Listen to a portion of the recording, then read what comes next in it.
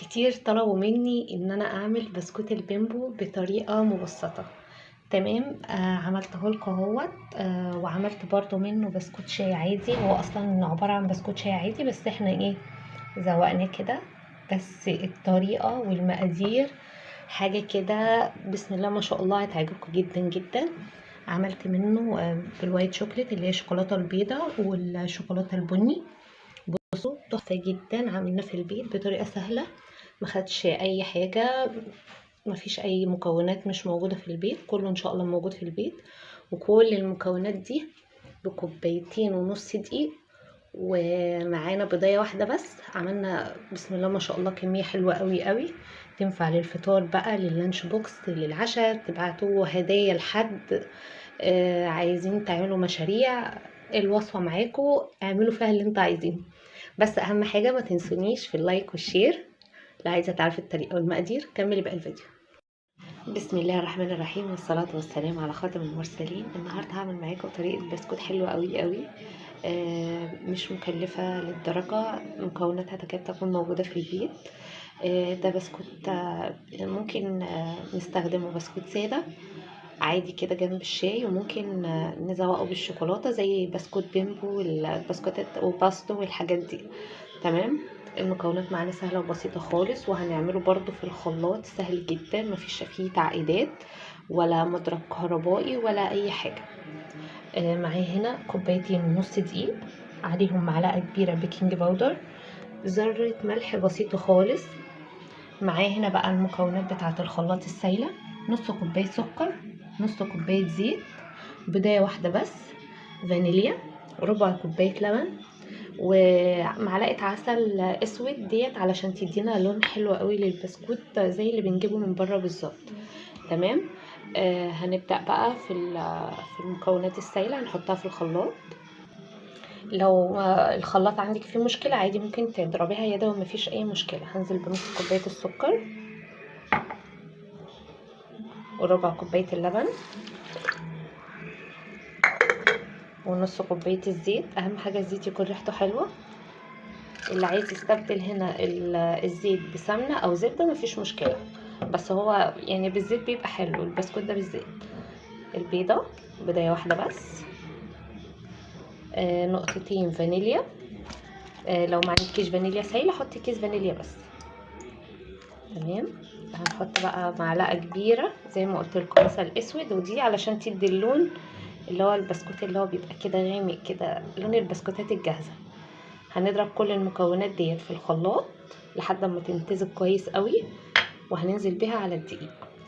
هنا بقى هنيجي عند الدقيق والبيكنج باودر، هنحطهم على بعض، نقلبهم كويس، نمسكهم بس ببعض كده كويس قوي. وهنزل بذرة الملح اللي انا قلت لكم عليها، ذرة بسيطة خالص، بصوا حاجة بسيطة لا تذكر. تمام، بتفرق في الطعم قوي. خلاص خلطنا كل المكونات الجافة، هنزل عليها بالمكونات السائلة اللي انا ضربتها في الخلاط. بصوا اللون حلو قوي قوي، ده هيدينا، شفتوا ده من العسل الاسود، ده بيدينا لون حلو قوي قوي في البسكوتات.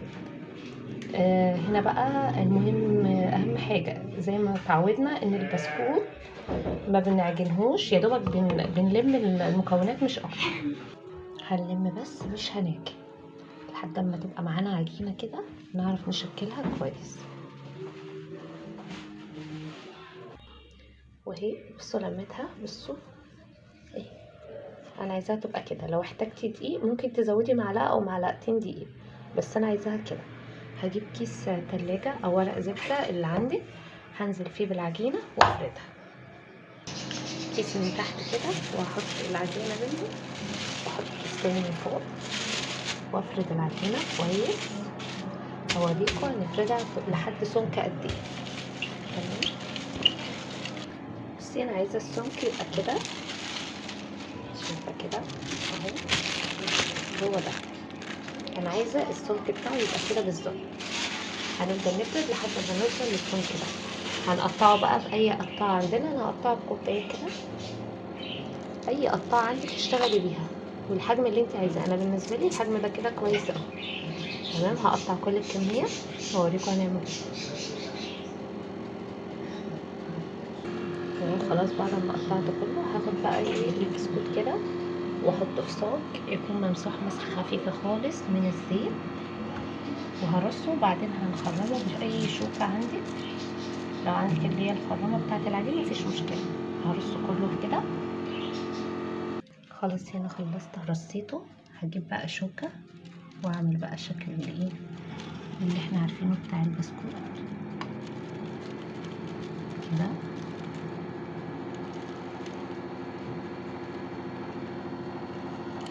هخلص كل الكمية بنفس الطريقة. بالنسبة بقى للعجينة اللي احنا طلعناها من الزيادات، يا دوبك بنلمها ما بنعجنهاش وهنفردها بنفس الطريقة اللي احنا عملناها مع بعض. خلاص بعد ما خلصت تشكيل بصوا هيبقى زي كده. هندخل بيه على فرن سابق التسخين، درجة حرارة 170 أو 180. لو ما عندكيش التايمر على 170 هيبقى على 180. الرف الأوسط هياخد معانا من 10 ل 12 دقيقة بالظبط، ما يزيدش عن كده. وادي اللي احنا طلعناه من الحروف لميته وهشكله تاني برضو بنفس الطريقة ونفس السمك زي ما احنا شفناه المرة اللي فاتت. وهو بعد ما خرج من الفرن بسيبه يهدى شوية وبعدين اطلعه من السمك. شايفين لونه حلو ازاي؟ تحفة. بصوا التسوية من تحت حلوة قوي قوي قوي. هسيبه يهدى كده واطلعه من الصاج واسيبه يبرد خالص عشان هنزوقه بالشوكولاتة. هنا بقى للتزيين اي نوع شوكولاتة انتوا تفضلوه. انا هنا هستخدم شوكولاتة بالحليب وشوكولاتة اللي هي الابيض، هستخدم النوعين. الكمية هنا انا مش هزين، احتمال ما زيدش البسكوت كله. هاخد نص قالب يعني 100 جرام من اللي هي الشوكولاتة الحليب ونص قالب من الشوكولاتة اللي هي الابيض. هسيحها على حمام مية. اول ما هتسيح معايا احط لها معلقة زيت لكل واحدة. تمام. بنقطع الشوكولاتة، بنقطعها قطع كده عشان تسيح معانا اسرع. اهم حاجة الطبق او البولة اللي احنا هنحط فيها ما تجيش فيها ولا نقطة مية ولا من الطبق ولا من الحلة علشان ما تخرصت مننا وتبوظ معايا. هنا اهو بعد ما سيحنا الشوكولاتة وحطينا لها الزيت بصوا حلوة جدا. هجيب واحدة بسكوتة هلزقها بقى بحتة شوكولاتة كده كده اهو. بصوا اهي زي ما انتوا شايفين كده. هنزل بيها بقى كده واغطسها بقى في الشوكولاتة.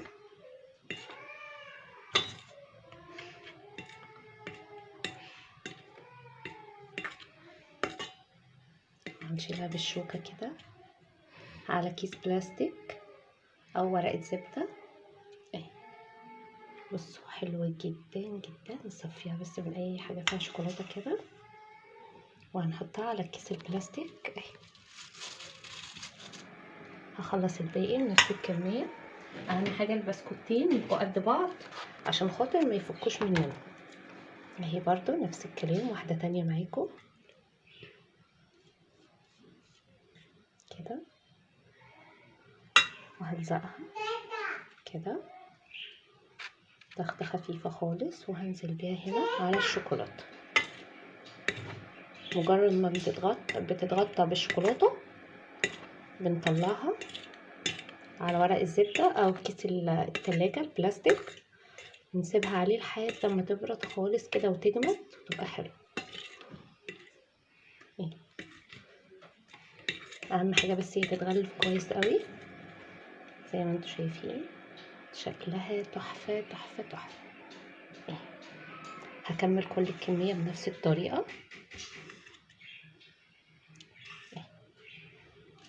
برضو نفس الكلام نفس الكلام في الشوكولاتة البيضاء. للناس اللي بتحب الشوكولاتة البيضاء هنلزق برضو كده